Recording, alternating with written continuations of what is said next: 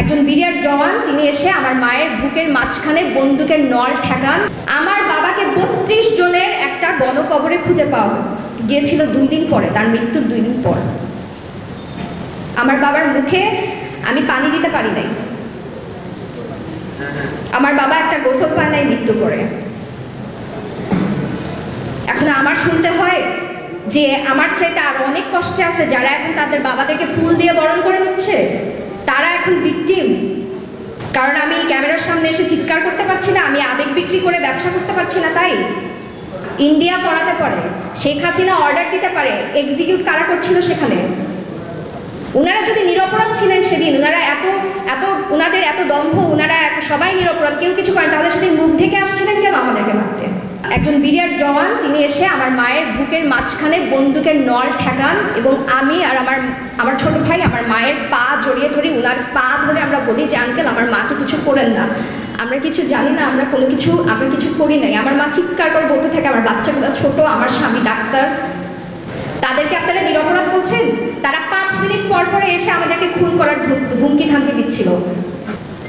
36 ঘন্টার ভিতরে বাচ্চা ছিল, বৃদ্ধ ছিল, অফিসারদের বাবা মারা ছিল, ছোট সন্তান নিউবর্ন বাচ্চা ছিল, কারোর কেউ 1 ফোঁটা পানি খেতে পারেনি। আপনারা শুধু মনে করেন যে যারা খুনি শুধুমাত্র তারাই অপরাধী। আমার রাতের বেলা আমরা বাথরুমে যেতাম একসাথে, আমরা একা বাথরুমে যেতে পারতাম না, আমরা দল বেঁধে বাথরুমে যেতাম। রাতে যখন আমি বাথরুমে যাই, আমার 6 বছরের ভাই, আমার ছোট একটা ভাই, ও বাইরে দাঁড়িয়ে ছিল, ওকে তখন সেখানকার জওয়ান বন্দুক বের করে, গুলি বের করে বলে, দেখ এটা চিনিস, এটা চিনস, তোর বাপরে মাইরা ফালাইছে, তোরেও এটা দিয়ে মারবো। আপনি শুধু একবার চিন্তা করে দেখেন, একটা 6 বছরের ছোট একটা বাচ্চা। ওনারা যদি নিরপরাধ ছিলেন সেদিন, ওনাদের এত দম্ভ, ওনারা সবাই নিরপরাধ, কেউ কিছু করেন, তাহলে সেদিন মুখ ঢেকে আসছিলেন কেন আমাদেরকে মারতে? ওনারা সেদিন থেকে প্রচার করতে চান যে আমরা সবাই অপরাধী, আমাদের বাবারা খারাপ, আমাদের বাবারা তো মুখ লুকায় কোথাও পালায় নাই। সেখানে তো তারা গুলি খেয়ে মারা গেছে, তারা তো নিজেদের র্যাঙ্ক খুলে ফেলে নাই, তারা তো নিজেদের ইউনিফর্ম খুলে ফেলে নাই, তারা তো তাদের র্যাঙ্ক ব্যাজ নেম প্লেট খুলে মুখে গামছা পেঁচায় নেই। তো যারা এত নিরপরাধ আজকে আপনারা বলে বেড়াচ্ছেন, প্রচার করে বেড়াচ্ছেন, যারা এত নিরপরাধ, যাদের এত বিবেক, তারা সেদিন মুখ ঢেকে আমাদেরকে মারতে আসছিল কেন? আমরা যখন কোয়ার্টার গার্ডে যাই আমরা ভয়াবহ উগ্রতা দেখি, আমাদেরকে যে মারতে মারতে নিয়ে যায়, এটা নিয়ে তাদের উল্লাসের শেষ ছিল না। কি শত্রুতা ছিল তাদের সাথে আমাদের? না তারা আমাদের সাথে কোনোদিনও বসে 1 কাপ চা খাইছে, না আমরা খাইছি, না তাদের সাথে আমাদের কোনো বাকবিতণ্ডা হয়েছিল। হ্যাঁ, হতে পারে কারো এজেন্ডা ছিল, কেউ হুজুগে কাজটা করেছে। ইন্ডিয়া করাতে পারে, শেখ হাসিনা অর্ডার দিতে পারে, এক্সিকিউট কারা করছিল সেখানে? আর যারা এই ধরনের কথা, যারা এই ধরনের উগ্রতা উল্লাস করছিল, তাদের মোটিভেশনটা কি ছিল? যারা আজকে বাবাকে বুকে জড়িয়ে ধরতে পারছে 7 বছর পরে, তারা কিভাবে ভিকটিম হয়? আমার নাম বুশরা। আমার বাবা শহীদ লেফটেন্যান্ট কর্নেল লুৎফর রহমান খান। তিনি একজন ডাক্তার ছিলেন, তিনি বিডিআর হাসপাতালে কর্তব্যরত ছিলেন। সেদিন আমরা ভিতরে ছিলাম 36 ঘন্টা, আমি এবং আমার পরিবার আমরা জিম্মি ছিলাম। আমাদেরকে কোয়ার্টার গার্ডে নিয়ে যাওয়া হয়েছিল। আমার অভিজ্ঞতা শুরু করার আগে আমি একটা কথা বলবো, সেটা হচ্ছে যে আপনারা যারা মিডিয়ার লোক আছেন বা দেশবাসী সবাই যারা দেখছেন, তারা সবাই জানেন যে আমরা ফেসবুকে পোস্ট করি বা আমাদের বিচার আচার বা আমাদের লেখালেখি আপনারা হয়তো অনেকে ফলো করে থাকেন, পড়ে থাকেন। সেখানে কমেন্ট সেকশনে আমি একটা কথা পেয়েছিলাম একজনের পক্ষ থেকে, সেটা হচ্ছে যে সেদিন একজন সুবেদার মেজর ছাড়া অন্যরা প্রতিবাদ করেনি, কারণ তারা নিজেদের প্রাণ ভয় ভীত ছিল। তারা কেউ প্রতিবাদ করেনি কারণ তারা যদি প্রতিবাদ করতো তাহলে নাকি তারা সবাই সেদিন মারা যেত, বাকি অফিসারদের সাথে তারা সবাই মারা যেত। তো এটা থেকে আপনাদের মনের মধ্যে কী ধরনের ছবি ভাসে? আপনাদের কি মনে হয় যে তারা সবাই প্রতিবাদ না করে একরকম বাধ্য হয়ে অস্ত্র নিয়ে তারা দাঁড়িয়েছিল চুপচাপ, তারা দেখছিল অসহায়ের মতো, তারা খুব মনে প্রাণে চাচ্ছিল বাঁচানোর জন্য, কিন্তু তারা বাঁচাতে পারেনি? আপনাদের মনে কি চিত্রটা এরকম? আপনারা যখন সম্প্রচার করেন তারা জেল থেকে ছাড়া পাচ্ছে, কাঁদছে, তাদেরকে জড়িয়ে ধরছে তাদের সন্তানরা, আপনাদের মনে হয় এরা সবাই অসহায়ের মতো সেদিন হাহাকার করছিল অফিসারদের মৃত্যু দেখে? আমি আমার ফার্স্ট হ্যান্ড কাউন্ট, আমার নিজস্ব অভিজ্ঞতা শেয়ার করতে এখানে বসেছি। তারা কেউ প্রতিবাদ করে নাই এটা অবশ্যই সত্য, যিনি প্রতিবাদ করেছিলেন তিনি শহীদ হয়েছেন এটাও সত্য। ভেতরে যারা ছিল তারা শুধু প্রতিবাদ করে নাই এটা তাদের অপরাধ না, তারা স্বতঃস্ফূর্তভাবে অংশগ্রহণ করেছিল। সেদিনের অপরাধ একমাত্র খুন করা না, সেদিনের অপরাধের সাথে অনেক কিছু ছিল। আমি জানি না আপনাদের আসলে এখানে বয়স কত বা আপনারা কতটুকু খবরে দেখেছেন। 2009 সালে যখন 36 ঘন্টা পরে আমাদেরকে ছাড়া হলো, আমরা যখন বের হয়ে আসছি এবং আমরা যখন টিভিতে দেখেছি, আমরা পরবর্তীতে যখন, আমার বয়স এখন 30, আমি এখনো পর্যন্ত কোনো খবর, কোনো লেখা, কোনো নিউজ, কারো ইন্টারভিউ আমি এখনো পর্যন্ত দেখতে পারি না। এবং আমি গর্ব করে বলি আমার নার্ভ যথেষ্ট শক্ত, কারণ আমি যা অভিজ্ঞতা আমি নিজে যা এক্সপিরিয়েন্স করে আসছি, এটার পরে আমার পক্ষে সম্ভব না কোনো কিছু দেখে সহ্য করা যেটা আপনারা টিভিতে দেখেন। এবং টিভিতে 20%ও আসে নাই ভিতরে যা হচ্ছিল। এটা 25শে ফেব্রুয়ারির ঘটনা। সারা সপ্তাহ আমাদের সবার বাবারা ব্যস্ত ছিল।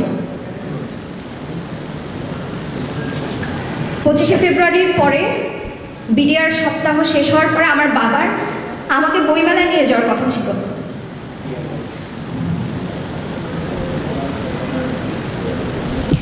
সেদিন সকালে আমি আমার বাবার সাথে শেষ কথা বলি।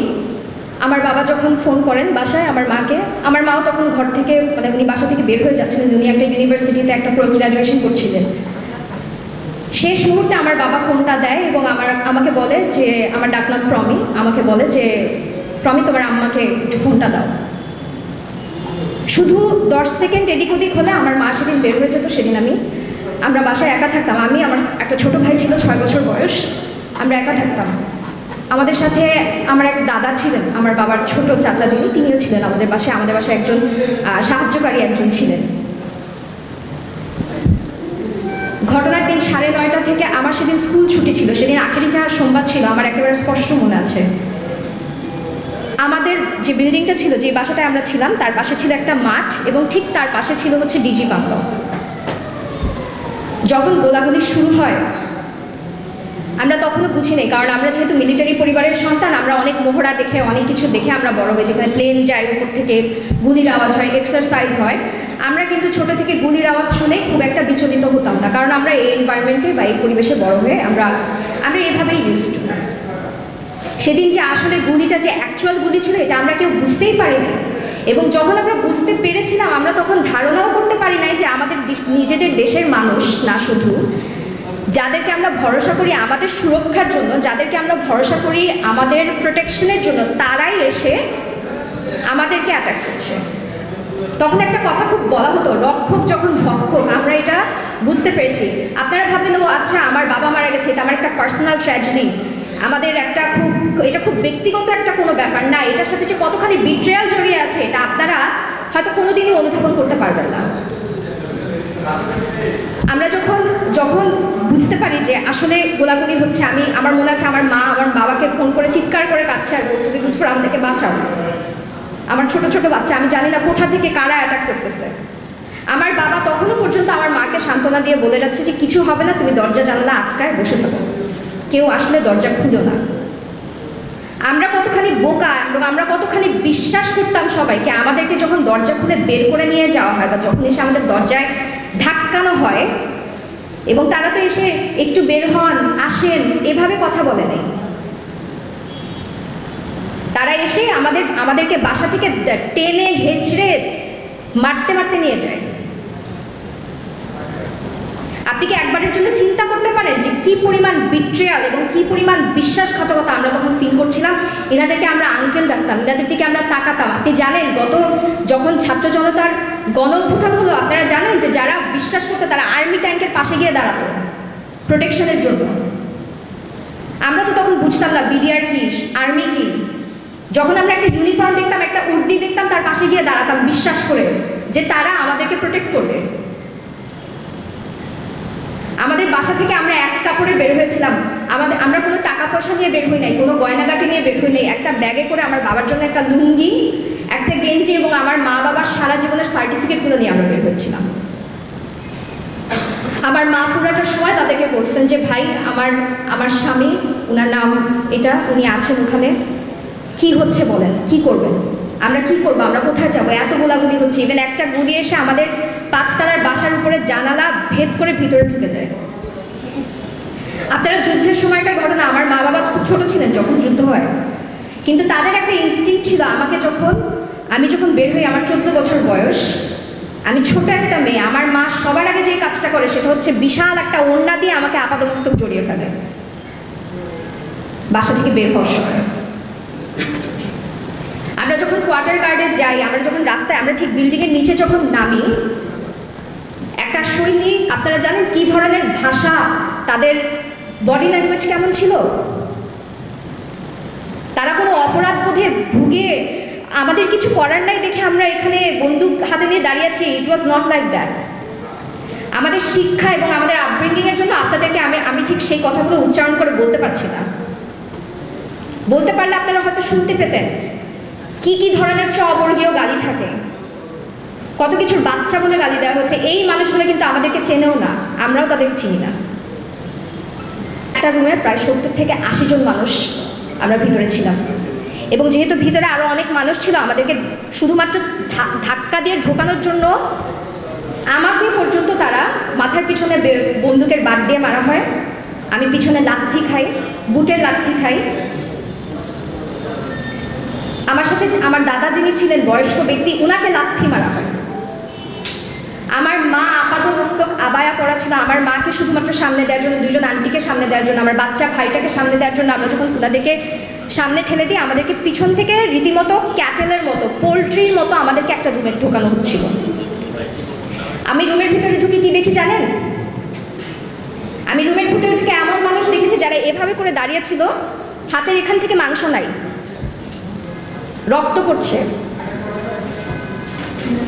এলো পাতারি তারা বেয়নেট দিয়ে খুঁচিয়েছে। আমার পাশে একজন আঙ্কেল ছিলেন, আমি একটু নড়লেই উনি হঠাৎ করে বিরক্ত হয়ে উঠতেন। আমি চিন্তা করতেছি যে আমরা কেউই এখানে দাঁড়াতে পারি না, বসতে পারি না, আমি নড়লে উনি বিরক্ত হচ্ছে কেন?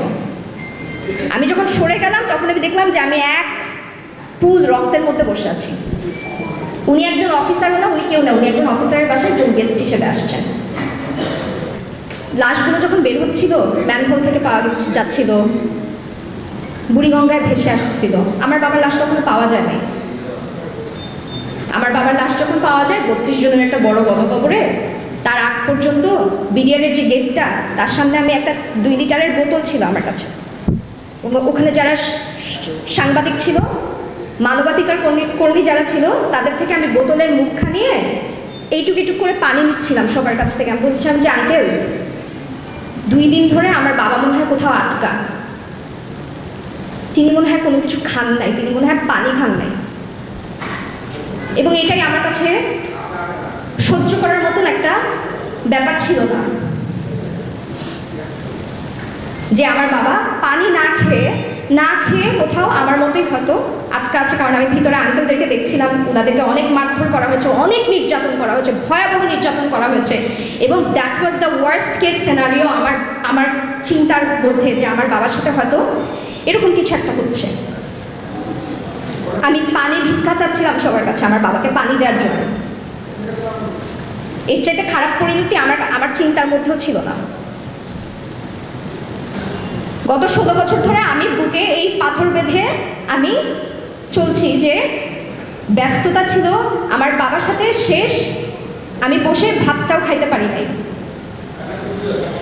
আমার বাবাকে মেরে একটা মাথায় গুলি করে রাস্তায় সন্ধ্যা পর্যন্ত রাস্তার মধ্যে ফেলে রাখা হয়েছিল, এবং তারপর তাকে গণকবরে স্তূপ করে ফেলে তার উপর দিয়ে মাটি দিয়ে দেওয়া হয়েছিল। সে যেই হাসপাতালে কাজ করতো সেই হাসপাতালের পিছনে। এটাই আমার শেষ স্মৃতি। আমার বাবার শেষ স্মৃতি হচ্ছে আমার বাবাকে একটা ড্রয়ারের থেকে বের করে আমাকে দেখানো হয়েছে, যেখানে আমার বাবার মুখ বিকৃত হয়ে আছে। আমার 14 বছর বয়সে আমার বাবার শেষ স্মৃতি, আমার বাবার সাথে আমার শেষ স্মৃতি হচ্ছে এটা। ধন্যবাদ।